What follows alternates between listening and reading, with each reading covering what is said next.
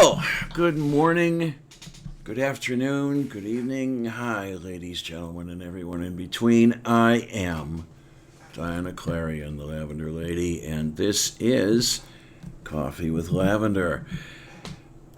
Okay, we're trying to get back to normal here as far as the broadcasts go and get things back on the original schedule, the original things happening and everything. And one of the things that we're getting started with is something I've been looking forward to for quite a while. We are going to have a little bit of science here today, and to start getting that done, we're going to have with us the one, the only, the brilliant, the beautiful Steven Baumann. Hi, how the heck are you? Hey, um, what's going on? Okay, Uh, you just so you, I'm sorry, I didn't mean to interrupt. yeah, Um, okay, you're perfect. Yeah, this is nice the way it's framed. You're in the you lower see left. me? You're in the lower left corner, and the board is visible right over your shoulder. That's Okay, beautiful. Just there's the don't. No, board. you're hiding from us now. There we go. There we go. Yay! All right, let me center this a little more. It's a little. I still, yeah, still moving things around. Had flood issues this morning, so yeah, Yeah, you were telling me what about 3 inches of rain in a yeah, day? and yeah, the lab is actually set up on a thick concrete pad that sticks up like 3 inches from the ground. Somehow, water still got through on the south wall, and I Wow, haven't figured out why or how. So yeah, doesn't do amazing. that. Okay, I'm But glad I'm not putting up with any of that right now. But okay, so you've got a lab of your very own, huh? well, I built it. Yes, me and Sarah built it this spring. This whole thing. It's our design. Um, we built it as it's 16 by 10. Yeah, and all the rocks are over here, you know, cataloged and stuff, and trying to get some stuff going now that the field season's winding down, and and things are starting to come back to as normal as they can with size passing and stuff, Yeah.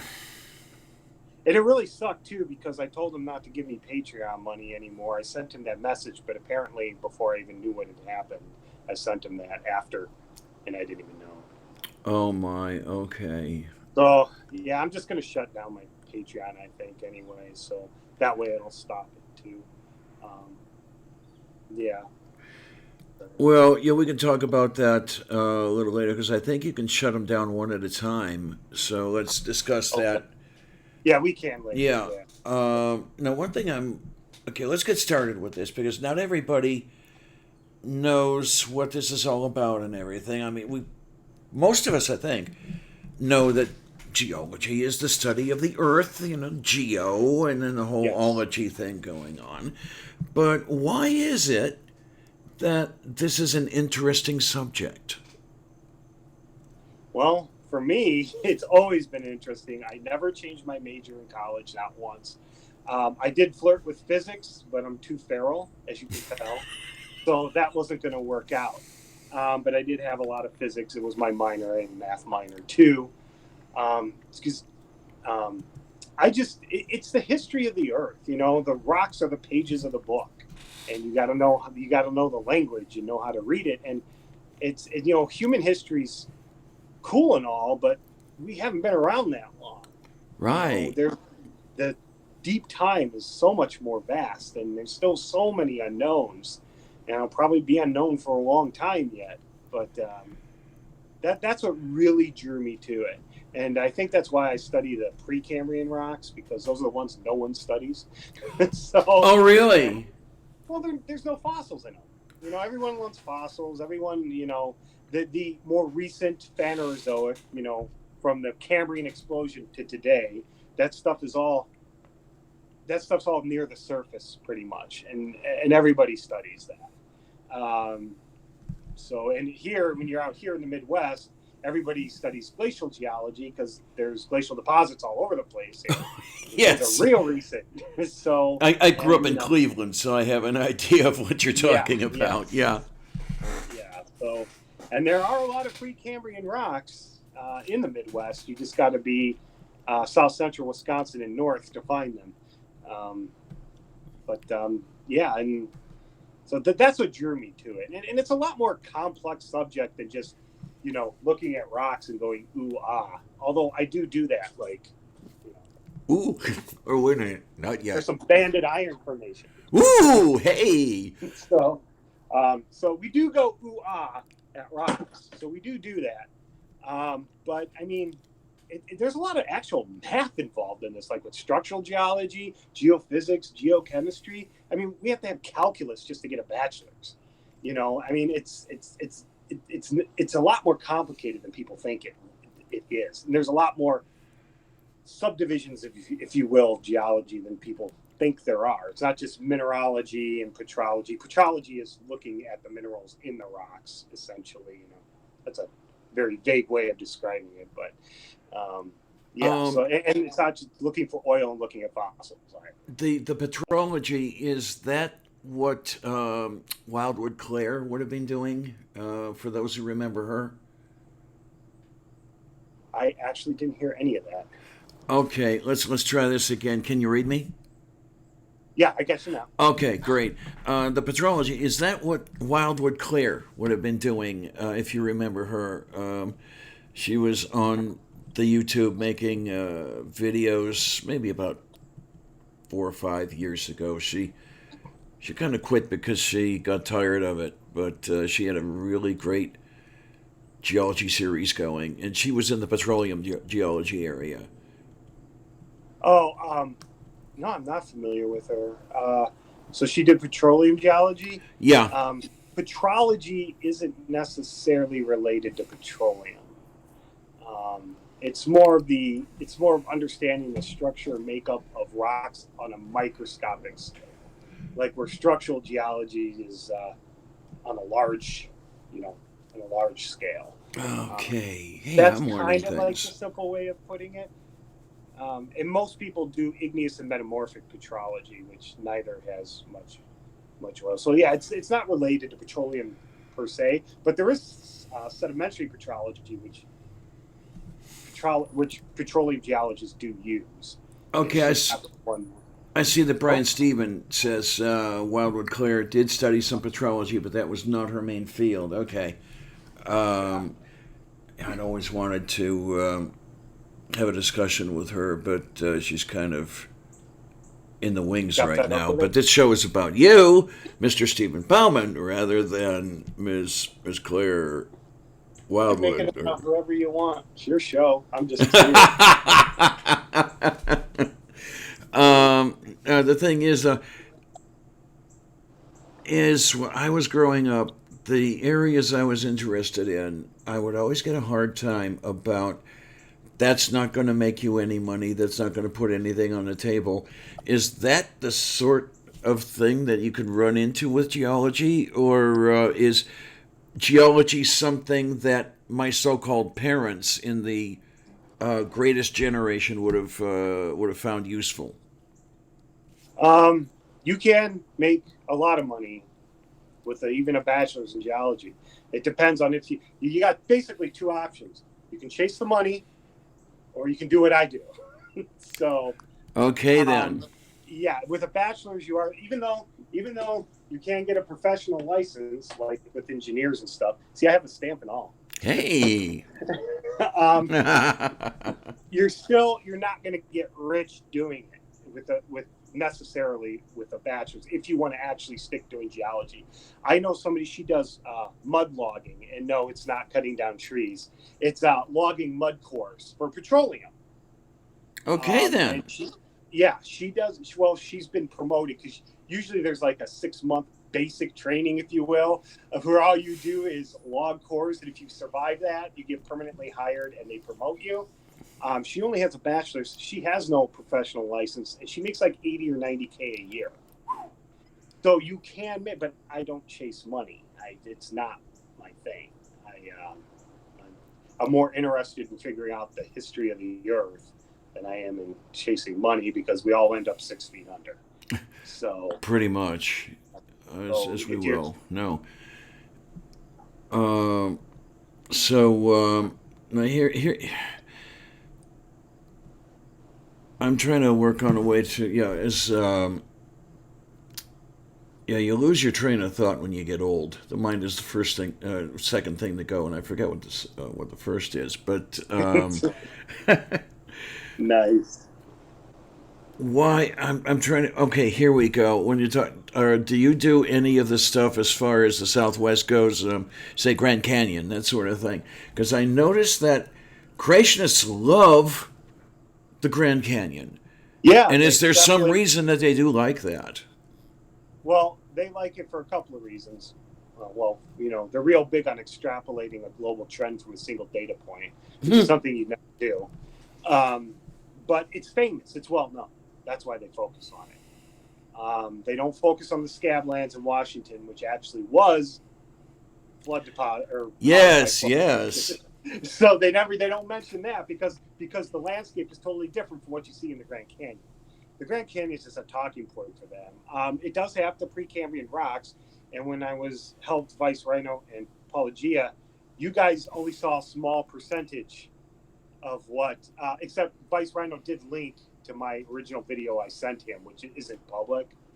But if you have the link, go ahead, look at it. But what I sent Paul was so much more vast. And I was right before we went to Glacier, so I didn't have a lot of time, so it was very rambly. I was just like throwing thoughts out there at him. And, good on him for editing that as good as he did, because it was so random, my thoughts, Yeah, that was a well done show, definitely. Thank you for going on there. It was a beautifully done show, and I take it you had a lot of fun doing it. It sounds like it. I had a lot of fun. I did a video basically in here, and like I said, there's so much more, and I may make videos like this, like the claim that really bothered me more, because I'm also a math person as well. Hovind's 900,000 cubic kilometers or whatever it was. I have to watch the video again. I don't remember. Removed from the Grand Canyon. Okay, you're speaking of sediments that he thinks should be showing up in the Gulf of California. Still be filling the canyon that are gone. Yeah. Mm-hmm. That he was. He wasn't talking about what was. This isn't what was on top. He gave a much larger number for that, but just actually what's been removed from the canyon.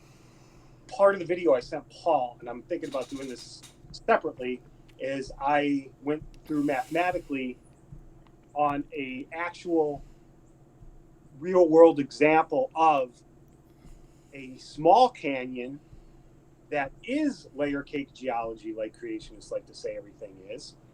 It is soft sediment because it's in the coastal plain of Georgia.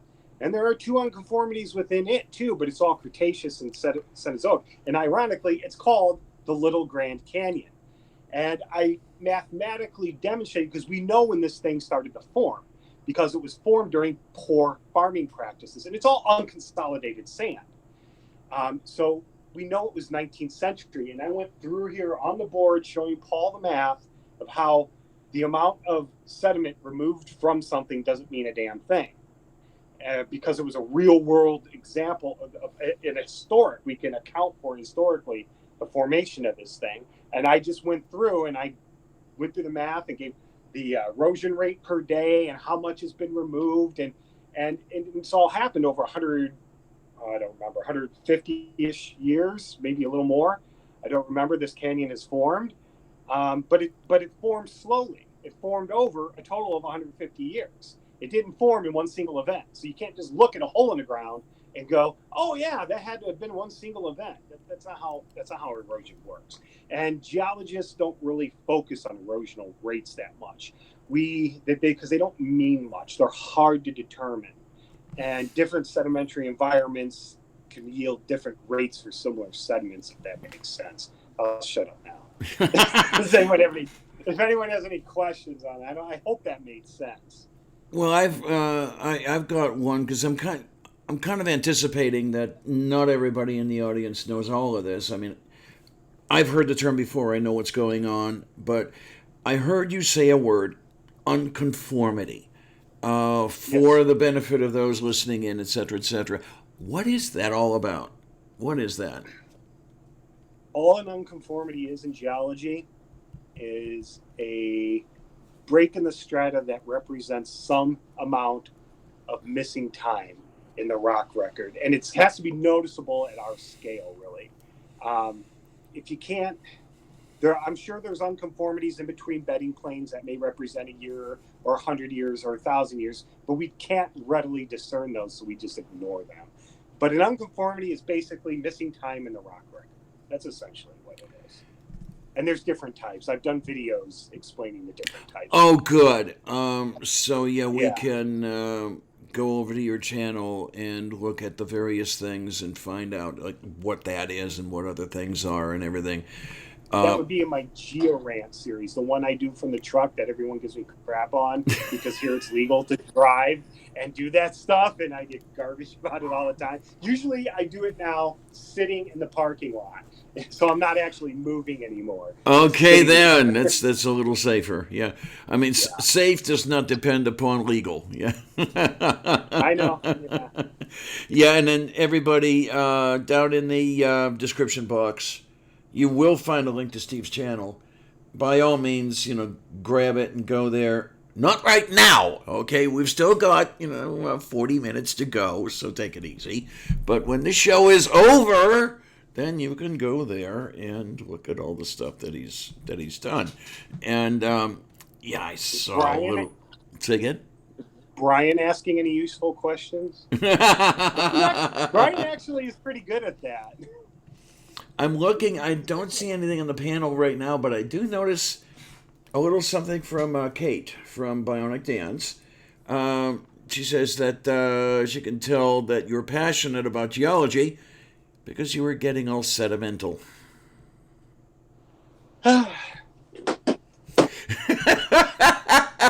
That actually is pretty good. I like that. I like that. Oh I my! haven't heard that one. That's pretty nice. It's pretty And neat. this is the interesting thing as you're doing all the studying. What is the new stuff that's getting added to the knowledge base? I mean, what kinds of things are we learning here? Um, Um, well, plate tectonics is still relatively a young theory. 60s, 70s is when it came about. yeah, I And was I was going to say it was only accepted within my lifetime. yeah, yeah. And when I started at ISU, it had only actually really been accepted, and that was in the 90s. Um, but there are some unknowns still about the mechanics of the interior of the Earth. But with better seismology and stuff, we're starting to answer a lot of those questions about. I mean, plate tectonics answers so much. I'm trying to think of something that's specific. You caught me off guard with that one. Oh, good! I'm Yeah, doing my job correctly. yes, but no, the study plate tectonics and actually, hopefully the Mars missions will help us a lot more too. I mean, Mars is a totally different tectonic model for that planet than Earth, but we understanding it will help understand Earth because we didn't have plate tectonics operating on this planet prior to 3.2 billion years. There Really? seems to be yeah, we don't know what it was. Something totally because we can tell by the rocks. What we get a lot of what's called TTGs.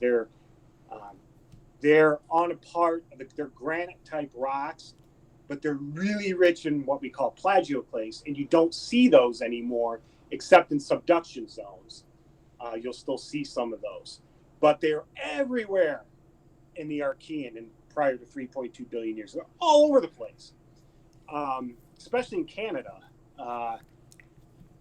So we don't know what was going on then, and the transition seems to be from about 3.2 to about 2.5 billion years ago, and then it was pretty much like it is now, except the lithosphere would have been more soft, and so there's some post 2.5 billion years ago to today that are still an issue, like in Glacier National Park with the 1.4 billion year old sediments that I went through in my most recent video from Glacier National Park on Grinnell Trail.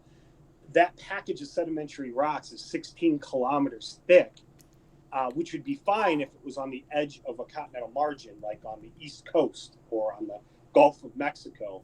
But it didn't form that kind of environment. It was on the continent. And to have that kind of thick deposits within a 90 million year window is a real big question mark, because we don't have anything like that today. And we haven't for a very long time. Since then, as a matter of fact. So that's just one of the mysteries that is still out there. Okay, because yeah, I guess we're starting to touch on this, but Cy Strickling JC Photos, also known as Jess, has a question. What do you do with all the data you collect? And by the way, that is Cy's daughter. Thank you for being here. Really appreciate you showing up.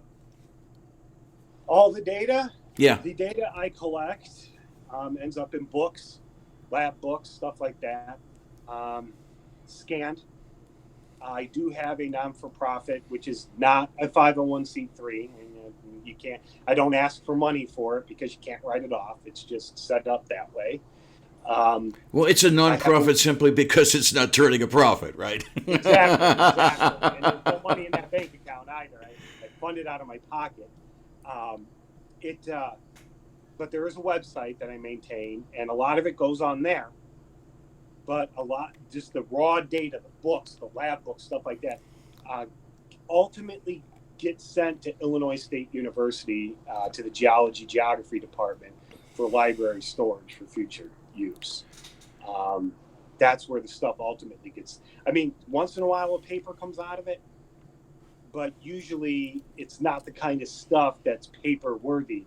Like I just went through the lab identifying a whole bunch of granites from Wisconsin, doing the petrology work on them, figuring out their mineralogy that are associated with what we call the Pinocchian orogeny 1.8 billion years ago. Because Wisconsin is actually one of the most geologically complex states on the planet. So is the Upper Peninsula of Michigan.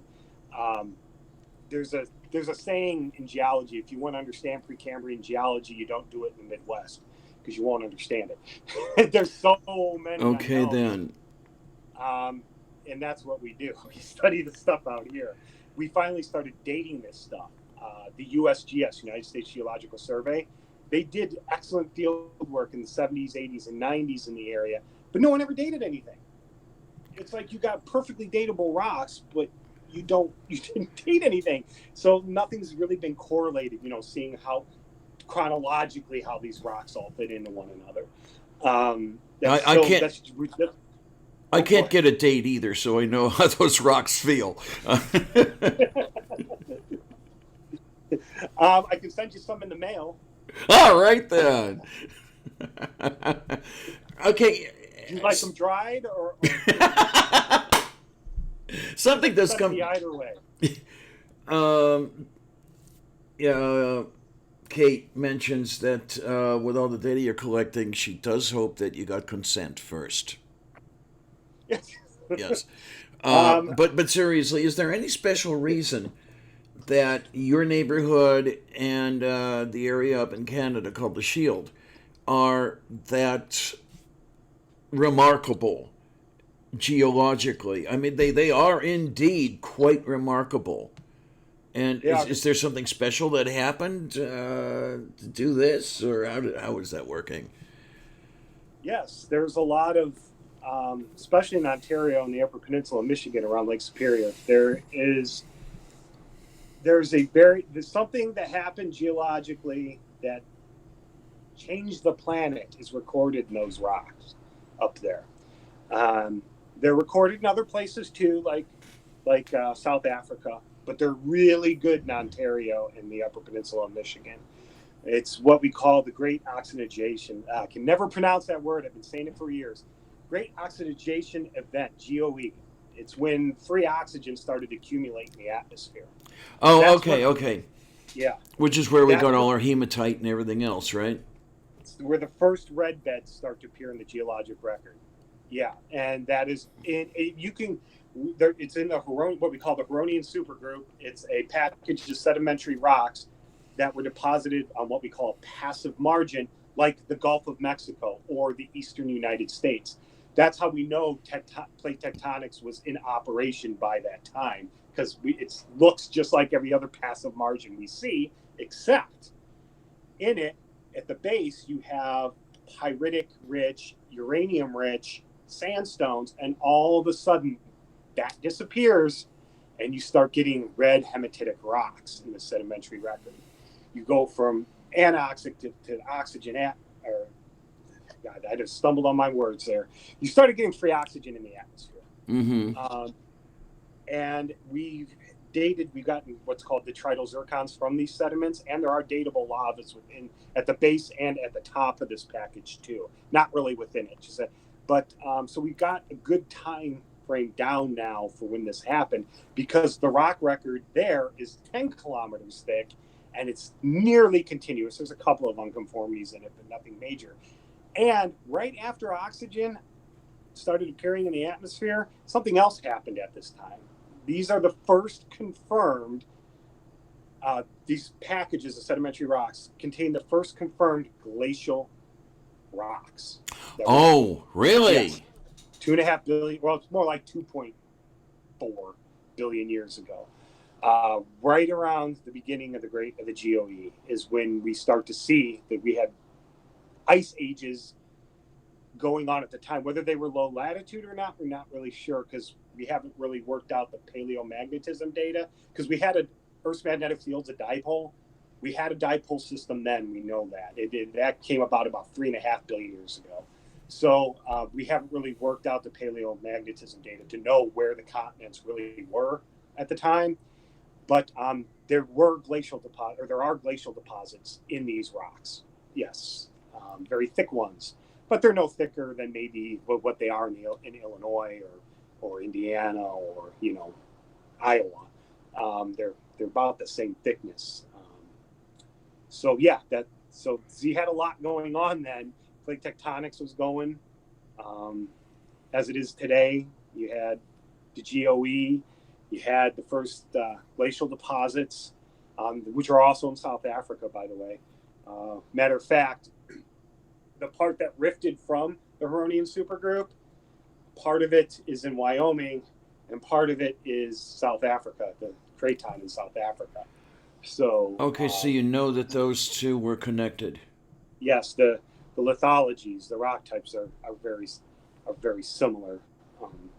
So the glacial packages aren't as thick as they are in Ontario. Ontario has real good. It's an unusually rare, really good, really preserved package of metasedimentary rocks, the Huronian supergroup.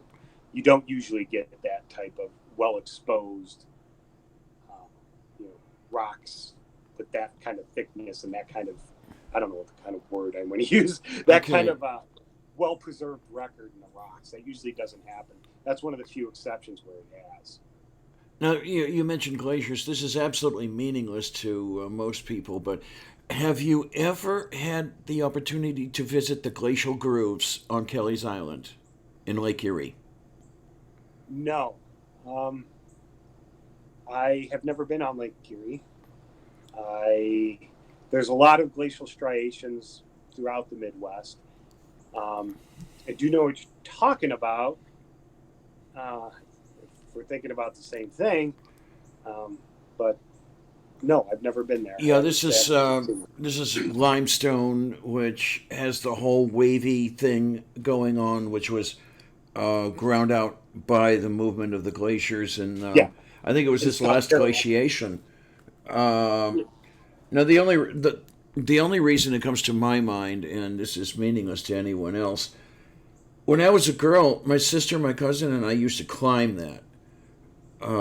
It's now fenced off, but we got close up to the geology without really knowing what was going on. Unfortunately, we didn't know at the time the whole processes and everything else. But it was a limestone quarry at one point. in the 19th century. But now it's all fenced off, and this is a good thing. Nobody can walk all over it and screw it all up anymore. But such is the life. Yeah, Okay. there's glacial striations, I think, in the Silurian there. But, you know, we actually can tell the direction of the ice sheets due to those. They're really helpful. Okay, the directions of motion, right? Yeah. Now, this is okay. This is one that I always wondered about.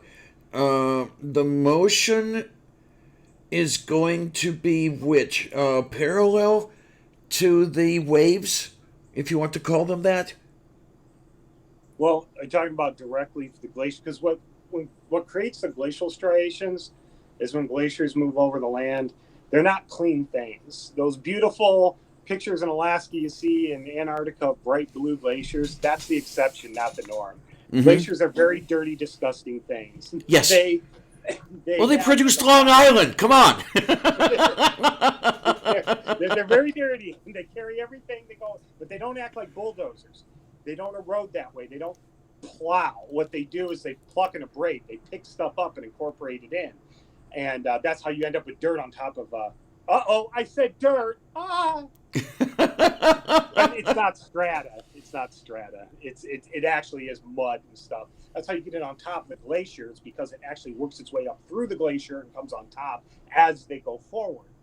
But they'll carry on the bottom pebbles and boulders and things like that, and they create parallel grooves, you know, in the rock as Yes. they go over them. Yes. So when you see those grooves, is you know, the south direction is the direction the ice sheets are going. Obviously, they weren't going from south to north; they were going from north to south. So that's how you get the direction. So if you can stand with a compass over it and line your compass up with it, you can tell the general direction the ice sheet is going. Then we'll have those tool marks, those striations, if you will. Oh my. Where did I see? There was a question I saw up here, and I'm gonna. Here we are. Landon Vibe has something to say here. It would have been interesting to know the dates on the igneous trenching at the Glacial National Park you went to. Is there Yeah. anything known about that, or why? Are there reasons it cannot be known, or? Glacier now, I got denied permission to sample in the park. Oh, Everybody gets denied unless you're a creationist crying. Then apparently you're granted permission. I was just about to say that. Yeah, Yeah, the yeah. creationists get in there, and oh well. I mean, big national parks you're probably going to get denied. Smaller ones that are less traveled, they tend to be more lenient on. But what I was wanted to do, I did collect some outside the park, but the reason why I wanted to do it in the park is because what you have there is you have something called the Lewis overthrust. That raised the Rocky Mountains. You had basically this type of thing. This would be the sediments. They went over younger rocks. You had that type of thing going on. That's a thrust belt, Lewis overthrust. But the rocks that were thrusted over weren't really deformed in the park or heavily faulted. They are outside the park where I had to get samples, but in the park I could have gone up the trail, and every 100 feet, 200 feet, whatever, 50 meters, somewhere around there, taken a sample. And what I wanted to do is get detrital zircons, not for the purpose of knowing how old the rock is or how young it could be or how old it could be, because you can't be older than your youngest zircon. That's already been done, and I wasn't interested in that. I wanted to pull detrital zircons because if I got one that was 1.7 billion years old, I could go check the literature to see if anything locally has been dated at 1.7, and that would mean that's most likely the source where it came from. And you can do this, and if the source has changed, as what I was hoping was, as you go up the unit, so younger and younger rocks, you go up the super or the group. If I pull detrital zircons and I progressively start to see younger zircons from younger magmas that were in place when this was being deposited, we could answer a lot of things. We could figure out a very close depositional rate for that basin. Like I said, it was 90 million years. That's the bracket. But was it 87 or was it 50 within those 90? We don't know.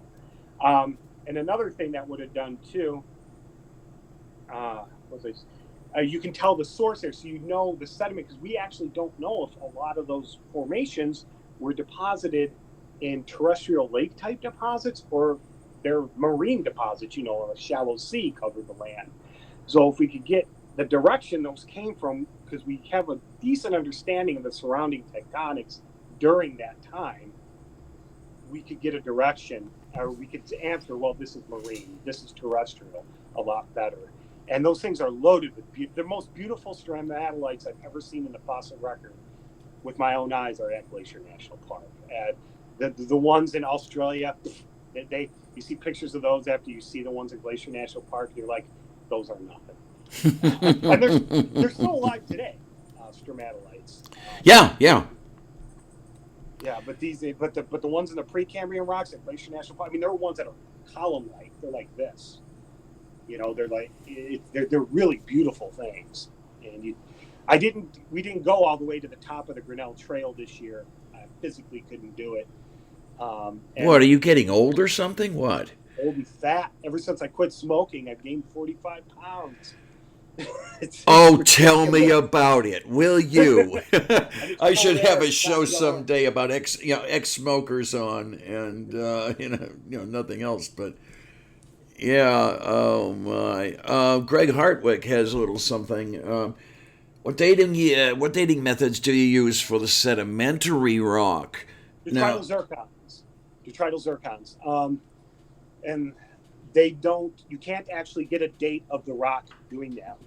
When you pull a bunch of detrital zircons, what will happen is you'll get these populations. You'll get peaks and then nothing, then peaks and nothing, peaks and nothing. And you get that because sedimentary rocks are derived from other rocks. Yes. So they come from somewhere else. So yes. They carry those zircons with them. And what you do you can get a general idea. A rock can't be older than its youngest zircon, sedimentary rock. And the reason being is you can't contain something if you don't exist. So if your youngest zircon is 1 billion years old, that means that rock is 1 billion years or younger. That's what it can tell you. But we have other ways of locking down those dates. A lot of these sedimentary packages, most are marine, okay? They'll be bound below, above, or they'll have cross-cutting them, like at Glacier National Park, dikes and sills that can be directly dated. And that dike I wanted to date, I was told it was part Shut up, Clarion!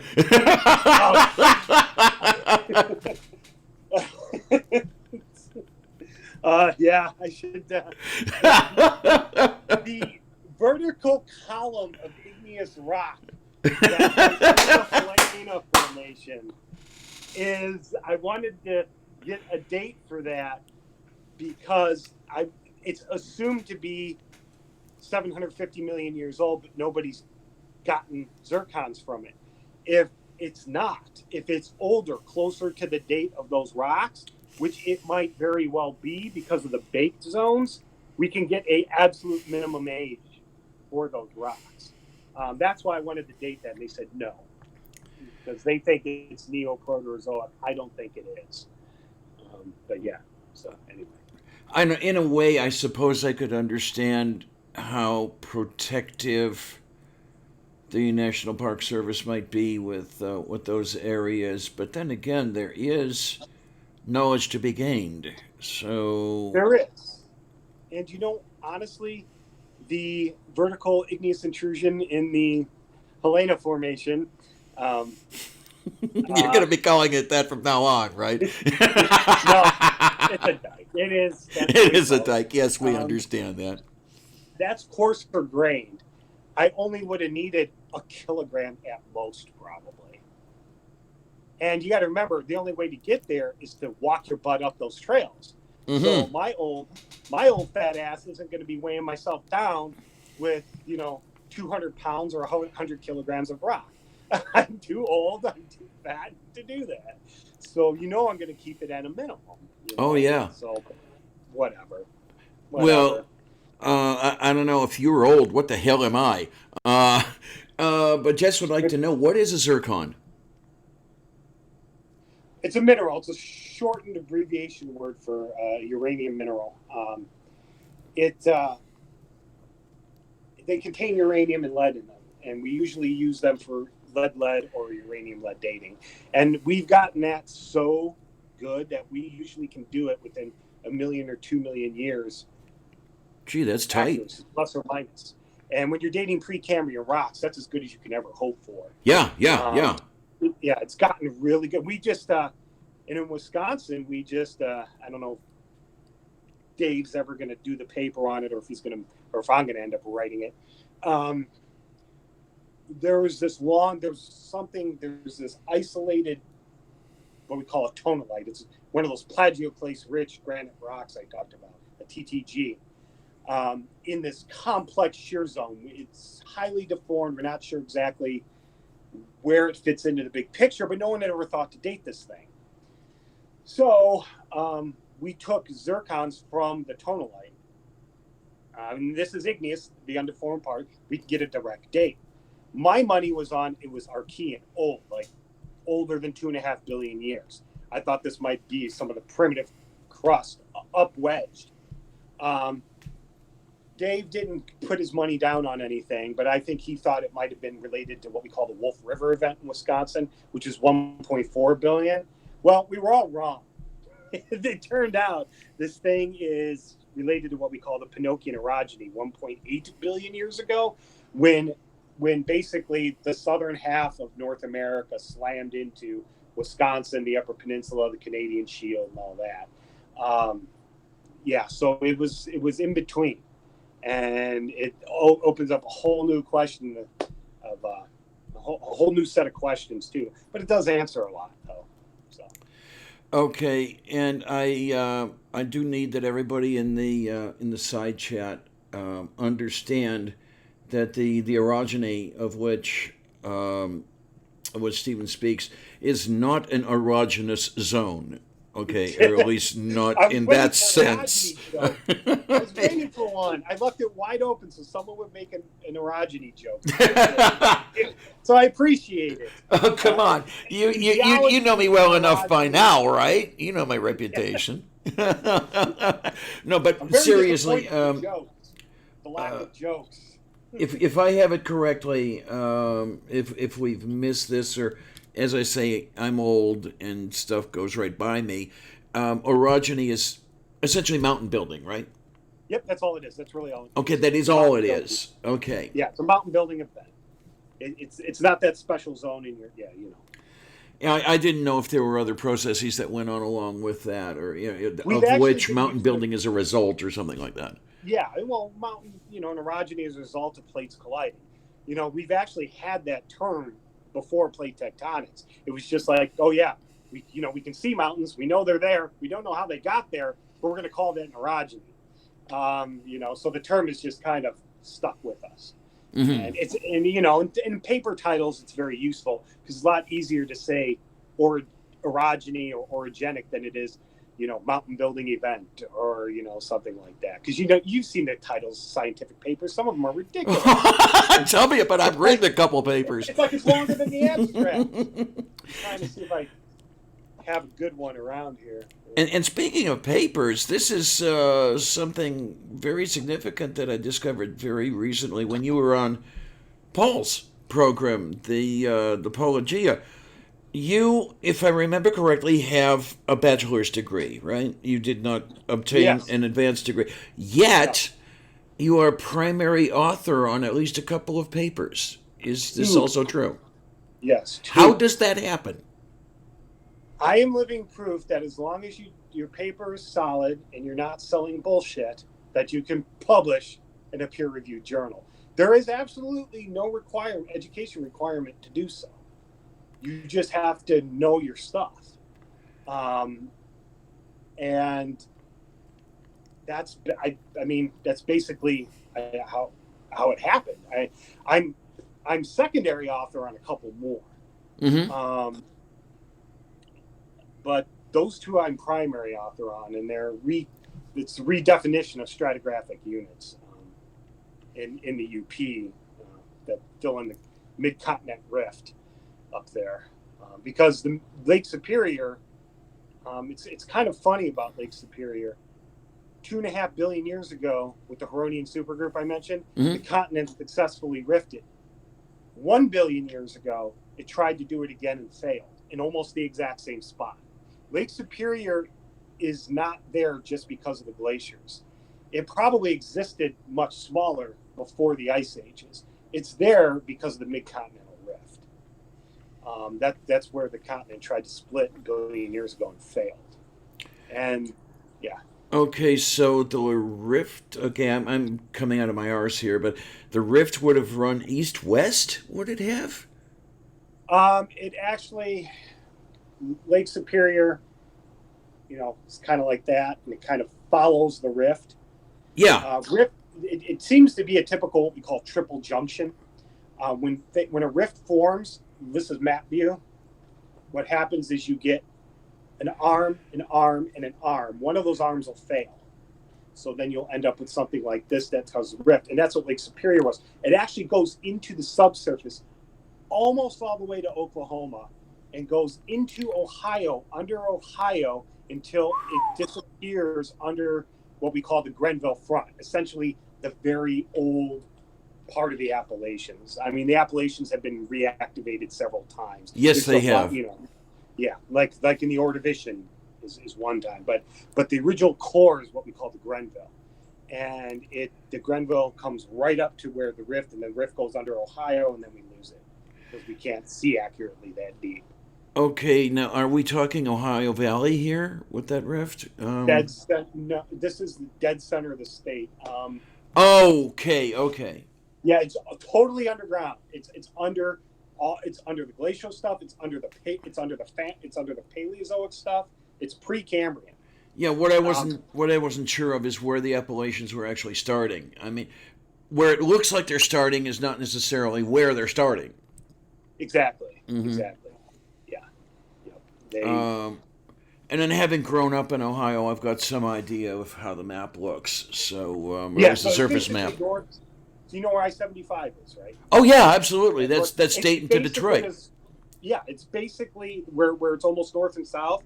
It's almost right there. It might be slightly east. I'm trying to remember. But yeah, it's essentially north-south through Ohio, and then it goes under the lower part of Michigan, and then comes up and meets with Lake Superior, where it's exposed at the surface, and in Ontario in places, and Nipigon Lake up north of Lake Superior. That's got some rift rock in it too, and the Uperlites were probably derived from the mid-continent rift volcanics. You want to see some Uperlites because they're really cool. Okay. Can you get arrested for showing your Uperlites or what? Well, wait a minute. I'm not a minor, so. Let me see. Let me good ones here. I don't know if because it's day here, and I'm gonna have to turn the lights out for you to see them. And phone cameras don't do these things justice, really. Look like this in visible light.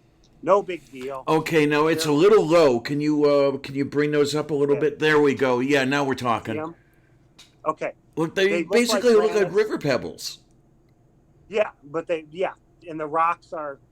They are. These are from the source isn't in the Upper Peninsula beaches where everyone gets them like me. The source is actually in Ontario. We know where the source is now, but they look like granites, but they're not. They don't have quartz in them. They have in them what's called phoidolite. Phoids do not form with quartz. They won't. These rocks have no quartz. Well, the phoid in here is a special phoid called sodalite. And in long wave UV, let me see if I can get it to work. Are they? Oh, they're going to fluoresce. Orange. Yeah. Oh, wow.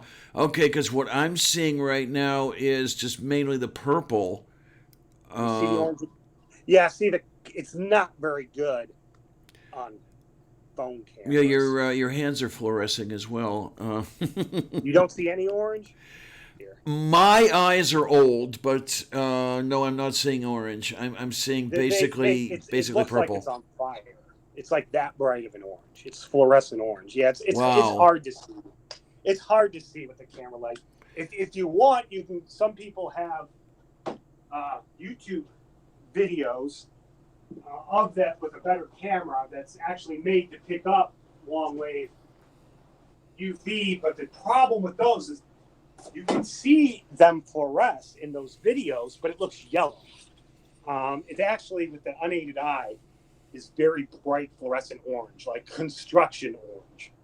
It's that. Okay. Yeah, fluorescence is that color. Yeah, I was hoping you'd be able to see it, but yeah, doesn't surprise me that you couldn't.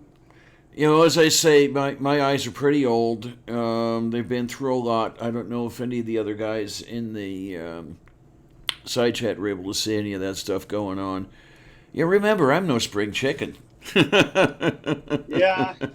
I'm about as old as some of those rocks you're screwing around with over there. Now, one thing that I'm curious about, you have the lab, you built the lab. What Yeah. exactly is it that you're doing in that lab? Uh, well, I have things. Basically, the purpose of this lab is to identify rocks, and basically, in a nutshell, that's it. This whole thing exists strictly for that. It's not, because structural relationships you need to determine in the field. You measure that stuff in the field. This lab is my samples. I take back, try to see if I can't identify the formation definitely. I do petrographic analysis. Sorry, to the best of my ability, in order to see where it fits, or just for record purposes, so somebody else can use down the line if they need to. But basically, that's all this is. It's one big rock ID lab. Is essentially what it is. I've got hand lenses, microscopes. I've got because in geology, formal units, the hardness of a unit doesn't matter. Doesn't matter if it's rock or if it's this. This is from the area of Providence Canyon, Georgia. It's some of those sands I talked about earlier from the Little Grand Canyon. It's not actually from there, but it's from the surrounding area. I have sieves, so I can get a grain size. Okay, then. It's stuff like that. It's I have, scales and beakers for density tests, mortars and pestles, cheap mortars that are actually for eggs. These are for cooking eggs, but they work really well and they're cheaper than an actual mortar and pestle, and they're ceramics. So yeah, so there's Oh, so wait a minute. you can get in substitution for stuff. Those were for cooking eggs. Yeah, this is for cooking eggs. Yeah. Mm-hmm. Oh my word! Here, I thought they were pet dish. No, it's ceramic for eggs. Yeah. Oh my! Pampered chef, whatever that is, but it's pampered chef. That's what it says. But they work real well for grinding up soft rocks. So. I should probably not say anything about this, but this was well over 30 years ago, so maybe the statute of limitations is over by now. One of the things I dearly, dearly loved about my visit to the Southwest back, okay, I was 27 or 28 at the time, so this was a hell of a long time ago. My wife and I stopped at White Sands. We were walking around there for a while, and then I hadn't expected any of this to happen. But when I took my shoes off, they were full of gypsum sand. And for a long time, I had my own little sample of gypsum sand until she ended up with it when we split. And I know that you're not supposed to take that stuff out of there, but I had not realized I was doing it until it was done. Well, in your defense, it was probably before it was a park, because it was probably 16th century. 15th century, something like that. Pretty much, yes. So, I'm fine, only fine. 62, sweetness. But you keep calling yourself old, so I thought I'd make an argument. No, as I tell people, I'm not. People call me a dinosaur, and no, I'm not a dinosaur at all. I'm Precambrian. I'm from that period you really like. Um, so all I can say is, Mrs. Baumann, you have nothing to worry about. I'm a raging dyke.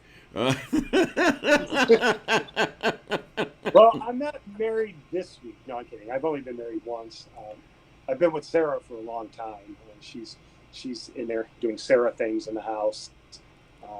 So yeah, it's starting to get warm in here. I had to turn the air conditioner off. Yeah, see, Sarah, see, I can build something like this because it's wood. I can do this. Okay, I can't run wire to save my life. She can. So that's how Hey, much great. electricity is. Yes, she ran from the house. She ran Romex all the way in here, and that's the only reason why I have power in here. Otherwise, I wouldn't have that. I have no idea how to even do that. Well, did you put So it? Did you put it underground? I hope. yeah, yeah, it's Romex, so it's direct buried. It's the heavy gauge stuff. Mm-hmm. Yeah, so yeah, I dug the trench, but she laid it out. Yeah. Yeah, I know that there are people who would try to string it in the air from building to building, and I'm not a fan of that. We actually, our cable is that way, and it's from the post to the northeast, because there's a grass alley in between me and the other side of the block. You can't drive through there, but it's all grass. It's like a storm alley. There's a pole there, and it runs that all the way across to the house, and I hate it. And Sarah's had to pull, oh, not me, Sarah's had to pull that, tighten that thing up like twice already, because it keeps sagging, because it's like an 80-foot run Yes. from the pole. Yes. Ridiculous. So, no, this is underground. We wanted this to be underground. And then the other thing about that is that cable, I'm assuming you're talking about TV, phone, internet, is not carrying 250 volts between, the plus and minus. Exactly. Yeah, and gets a little crazy when you do that, and it's something I don't like to do. Yeah, see, that's what the further north you live, and you know this, that things tend to be underground because of the winter, the snow, the ice. Yep. Only utility corridors will really be able. When you go down south, everything's in the air, and it's like, how does this work? It's just like this is one large safety hazard. You're like an inch from death if you do something stupid, because everything in the south is overhead. Which Where is out getting here it tends to be underground. which is getting a little crazy these days now, because the American South is beginning to experience some pretty harsh winters because of the way the Yeah. jet stream is coming apart. And that's, I suppose I should have a climatologist on one of these days, but that's another subject that's extremely interesting. Yes, you should, because that's very important. Um, yeah, Let me know if you know any, would you? I do. Hey, great. Trying to Yeah, get when the Bob show's might be a over, we'll talk problem. about it. Yeah, I should be able to. I think he might be up for it. Yay. It just blows my mind how you can be living it and still deny it. I don't get that. Just like this. I mean, I know weather's not climate, but I've noticed that in this area, our springs and our falls are becoming really wet. And you used to live in Ohio. We're not supposed to get monsoons out here. Right. Oh, and You know, I currently live in Pittsburgh, so that's, not that far from where I grew up. And yeah, it's like the springs and falls are becoming really wet, and the summers are really dry, and the winters are dry too. mm-hmm. At least down here, up by the cabin, in the UP, I have noticed that there's a lot less snow than there used to be. In the Okay, so if winter. you're noticing it, it's really quickly because I mean, not to make any jokes or anything, but you're not quite as old as I am, if I remember No, correctly. not quite that old. You're Not about as old as quite. people think I am. Uh, Everybody Oh thinks yeah. I'm 50 or 48 or some shit like that. Well, good. That's good because that's a good thing. But if People we're I think noticing this in our lifetimes, yeah, it's yeah. significant. Oh yeah. I don't. I mean, the UP by the cabin, and the cabin's up on what we call the Keweenaw. It's that part that shoots out into Lake Superior, so it's even further north. The boreal forests actually start there. Um, that usually gets it's the first snowfall and the last to melt. And it's still that way, but I mean, last year we had a lot of snow, but I think we only got maybe 6 feet throughout the entire winter. And, up until the 90s, there's times when there would be 10 feet on the ground or 11 feet on the ground. I mean, throughout the winter, I'm talking about at a time. I'm not talking about cumulative snowfall. Oh, right. Yeah, on the ground at a time. It just seems like a lot, but there was a lot. I was glad to see it because I haven't seen that in so long. In Ontario, there's places where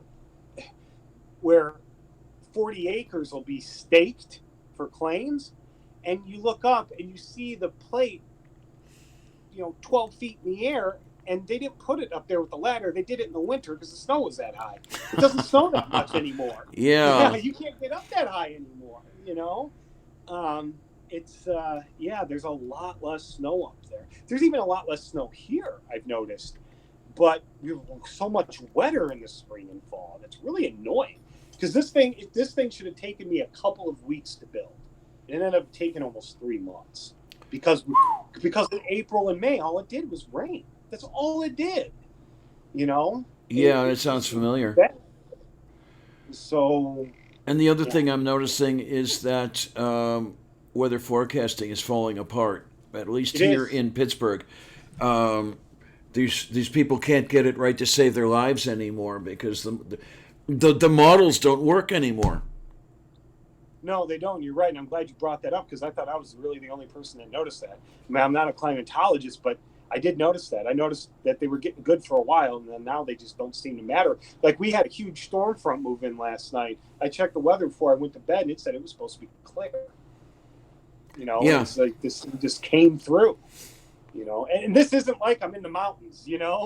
Separated with valleys. We expect this kind of thing. I mean, this is the Midwest.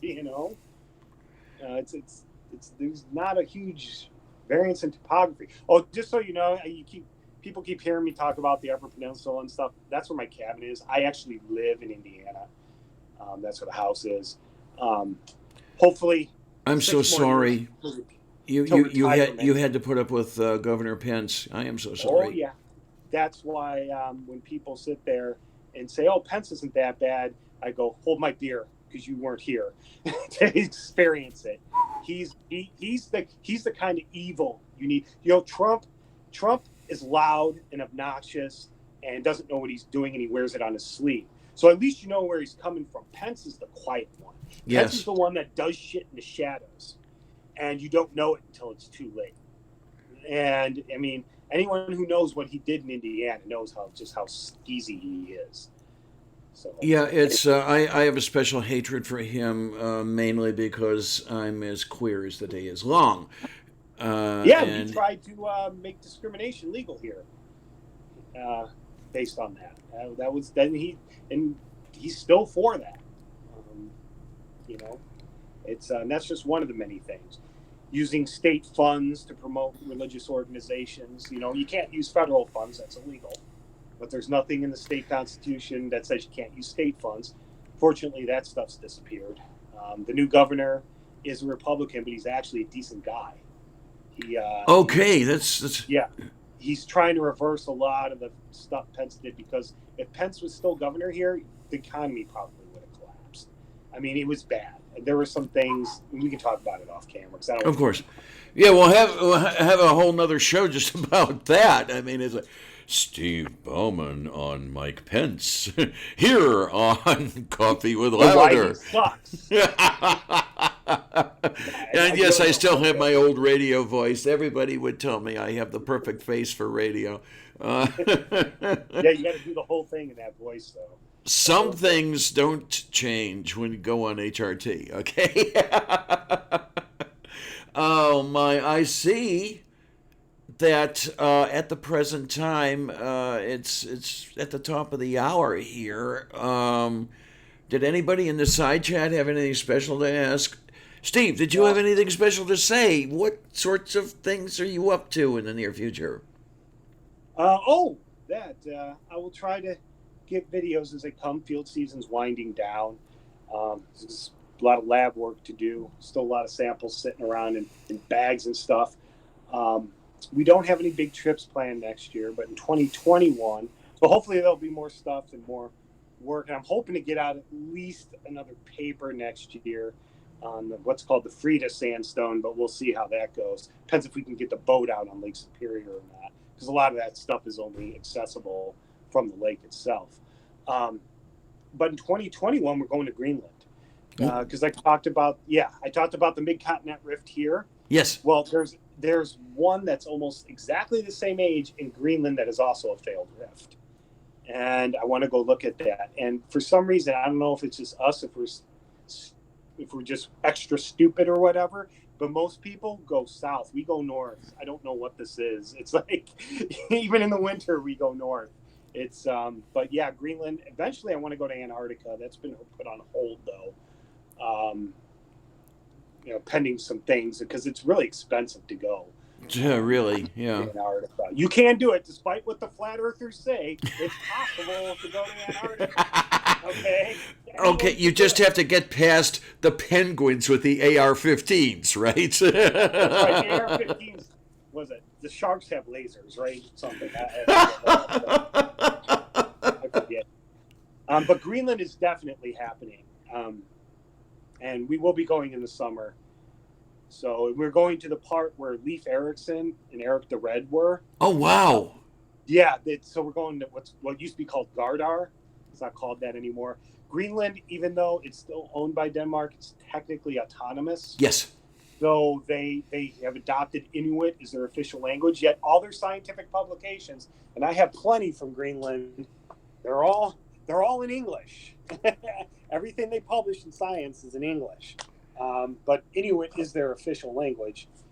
So they renamed everything, and I'm kind of hung up on the old names because, I don't know, it's easier to pronounce maybe. But just a yeah, little. Leif Erikson, Eric the Red, when I forget who is Leif Erikson, he's Eric the Red's kid, right? I think that's the way it is. I think that's you got me on that Red, one. I've lost my ancient history. One of them was kicked out. Yeah, kicked out for being, too violent, I guess. And, Whoa! And then we're talking about Vikings here. Yeah. and so I think it was Eric the Red.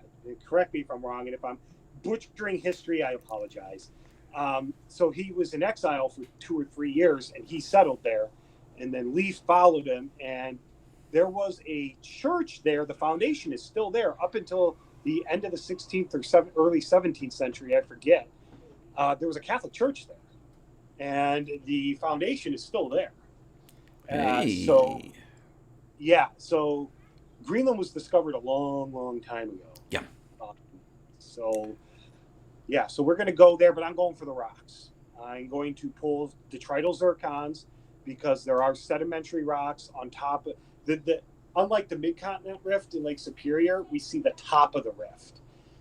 This is more the core, the deep rocks. But there are some sedimentary rocks, and there's some confusion about what was deposited wind up there. So that's the purpose for going, and it's Greenland, and I want to go. It's good enough reason. Why not? And I see Andy DeWitt. Hello! It's great to have you here. Thank you for showing up. And Josiah Hansen does have a little question. What do you think about that book, The Rocks Don't Lie? Josiah recently finished it. Haven't read it. I have not read it. Okay. No. So I guess thank you for reminding me. Yes, dear. Yeah, it's one of these days I'll get to that. I'm going to finish RJ's book first, the Evolution Slam Dunk.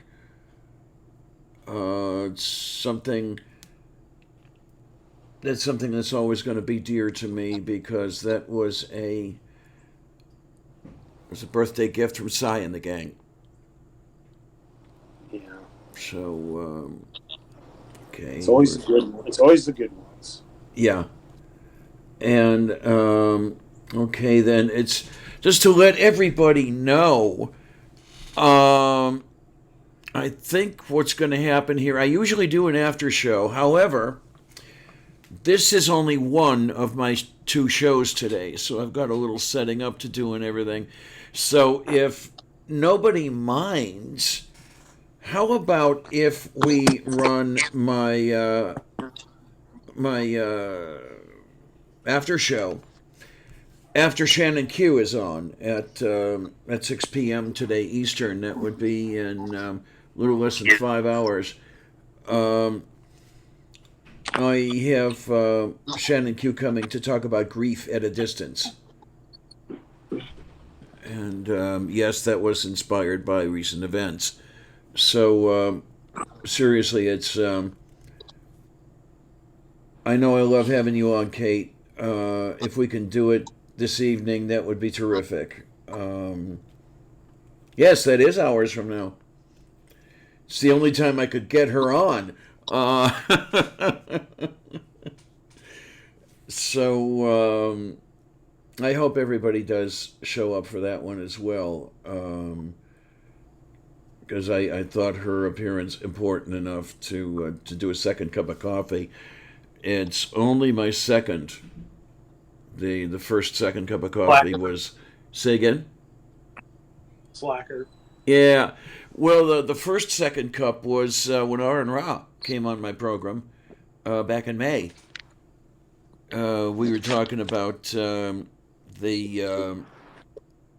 protest, the Ark Encounter protest that was going on. Oh, you're so good. Thank you, Kate. You're so kind, really. I wish I could see the chat. I apologize, everybody. I couldn't see the chat. That's why I was being extra rambling. So I apologize for that. Hey, I don't mind the rambling at all. Seriously.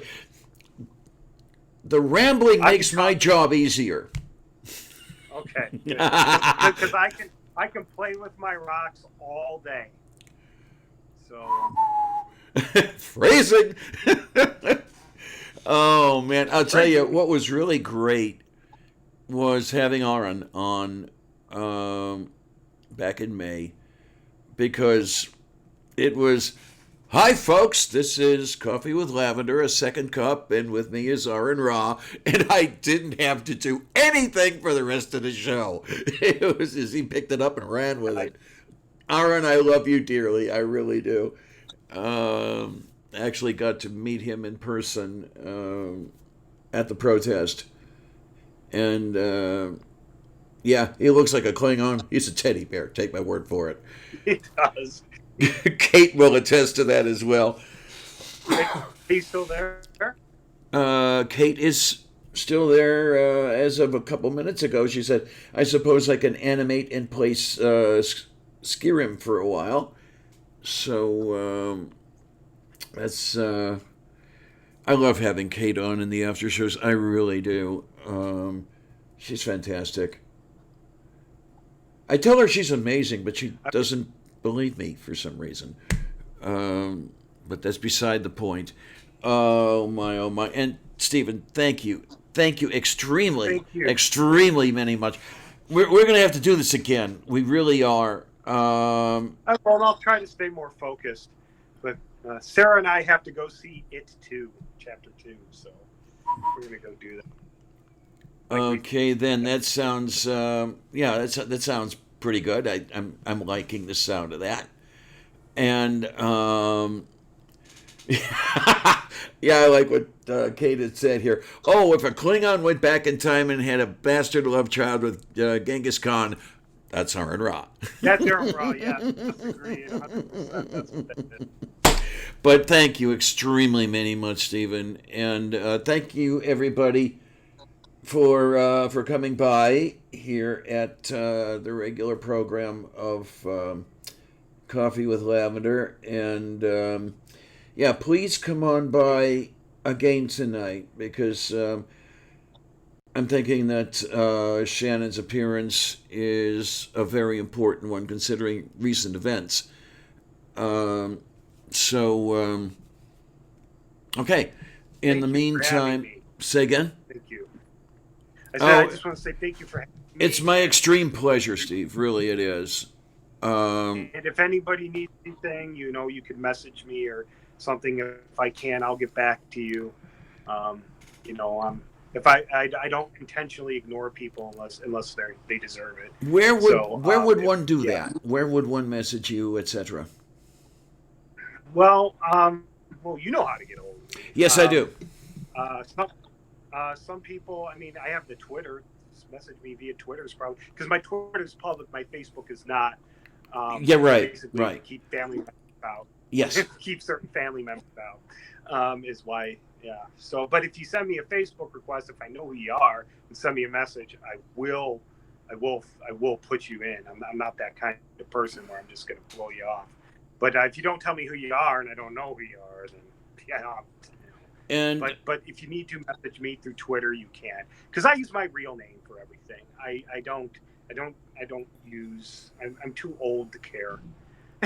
Yeah. I just use my real name. I know why some people don't, and I get that. That's fine. But just for my personal, I don't want people thinking I'm not who I say I am. Does that make sense? Yeah. Because people already mistake me for Steve McRae. I've got yes. Like, why don't you debate me, asshole? And I'm like, who are you? Well, we have this. There's something on philosophy. I'm like, you're talking about Steve McRae, and they're like, you're him. I'm like, no, I'm not. They're like, this is a sock account. I'm like, no, it's really not. We are not the same person, and they just don't understand it. Because most people who create sock accounts use their real first name for every sock account. Right? Yeah, absolutely. It just doesn't matter. But Yeah. That came as a little bit of a surprise to Karis, if I remember correctly, that you're mistaken for McRae all the time. Yeah, it happens a lot, and I'm middle-aged guys with beards, maybe. I don't know.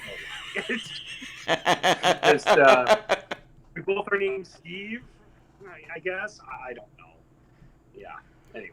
But if you message me through Twitter, I will respond. And that would be at, if I remember correctly, Steven DJ Baumann. Yeah, I'm one of those freaks with two middle names. That's how you can find me online, too, if you're, like, in ResearchNet or something, because there's 10 gazillion Steve Baumans.